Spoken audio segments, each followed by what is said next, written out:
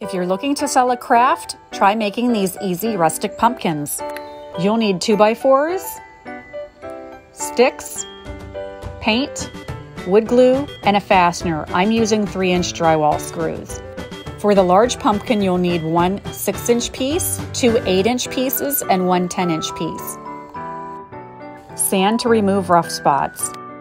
Begin by putting glue on the 8-inch piece and put the 10-inch piece on top.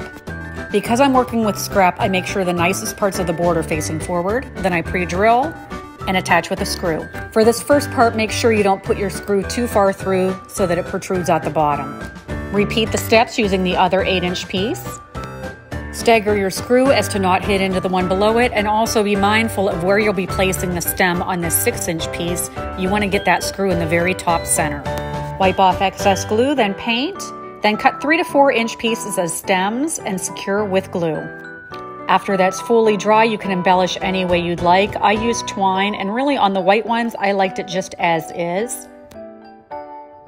But on the black, I went ahead and added twine and a little pop of red with a leaf. Depending on your area, you can sell each set for $10 to $20. Follow for part 2.